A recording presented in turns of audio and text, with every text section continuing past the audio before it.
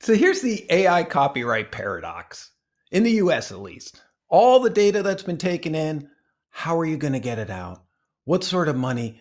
It pales to any other challenge we have is if this happens and say, we have to say okay to put copyrightable content in, all those billions of contributors of articles, images, music, all have to be notified. It's not only not realistic, it's sort of sad. And I want AI engineers to understand why creators feel this way. It was a drive-by to them. It was not something that they were said they had a say in. It was something that just happened to them. It's human in the data and the people that created it. It's human in the thoughts and stories and processes and code that was done by generations of people. The US copyright law states really clearly that you have to have three things to get a copyright. It has to be in some tangible form, right? It has to be something. It has to be an original work, and it has to be created by a human. See, like vampires can't enter your house in the story unless you invite them in, AI can't get a copyright unless you can prove that there's a human involved. And in this mix of AI and immortality is one of the challenges because unlike the creative works that even Lord Byron idea being stolen, it's still out there in tangible form. We can still do something because that's what was taken. But when AI takes something in and transforms it, it doesn't transform it into another document necessarily, or it might.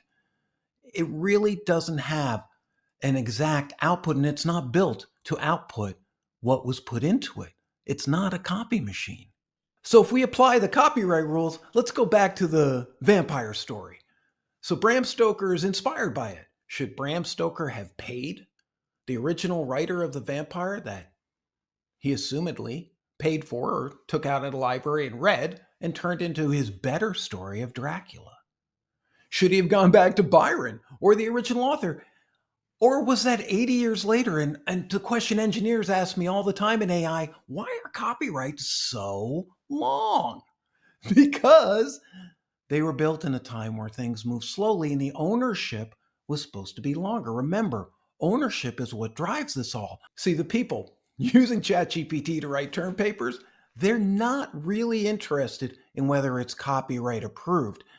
They just want to know it's from Shakespeare and they can take some things.